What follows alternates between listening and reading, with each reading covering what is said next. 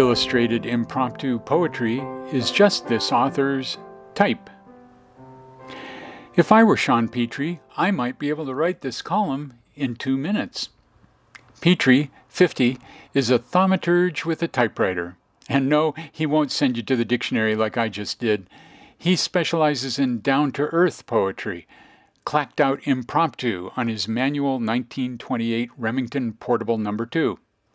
In West Seattle, home away from home for the University of Texas law lecturer, several times a year you'll find him escaping legalities at a festival, on a street corner, basically anywhere people are walking by. His sign, Free Poems Any Topic, lures them in. After a brief chat and a few moments of focused rat-a-tat-tat, they leave with a piece of personalized verbal art. Petrie has collected 45 of his creations and, like a relative of this column, combined them with historical and present-day photos in a charming book, Listen to the Trees, a poetic snapshot of West Seattle, then and now. Documentary Media 2020.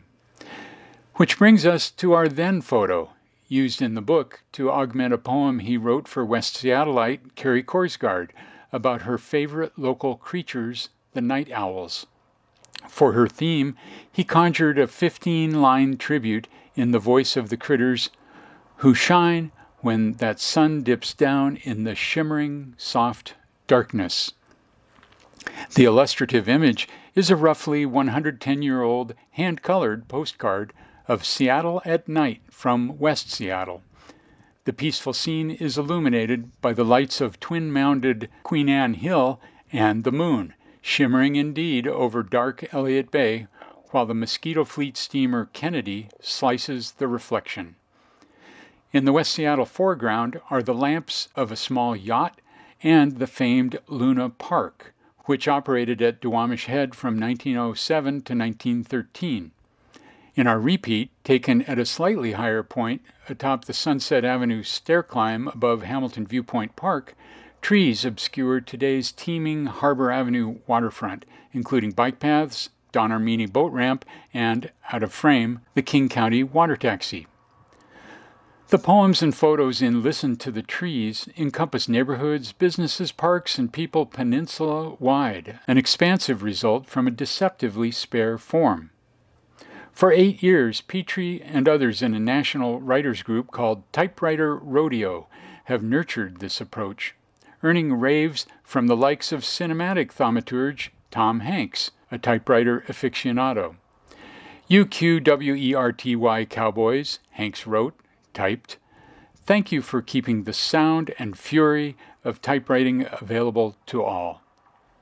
In case you didn't look it up, thaumaturge is defined as a worker of wonders and performer of miracles, a magician, almost a poem in itself. In our first then photo, shining lower left in this 1907 to 1913 postcard is Luna Park. With more than 24 amusement rides and other attractions, as well as concerts and a natatorium, saltwater pool, it advertised itself in 1908 as the nation's greatest playground on the Pacific Coast. The park was outlined in Westinghouse A lamps, deemed the top bulbs of the day. Brilliant electrical displays every evening, ads promised. Our second then photo is Sean Petrie's poem Night Owls, created in 2018. Carrie Korsgaard, requester of the poem, is a longtime board member of the Southwest Seattle Historical Society. Because of images and assistance lent him in the publishing process, Petrie credited the Historical Society as co-author of his book. Today, perched above Hamilton Viewpoint Park at a similar prospect to the vintage postcard are Carrie Korsgaard, holding a framed version of the poem she requested, and typewriter poet Sean Petrie, with his Listen to the Trees book and his 1928 Remington Portable No. 2. A state ferry stands in for the postcard's Steamer Kennedy.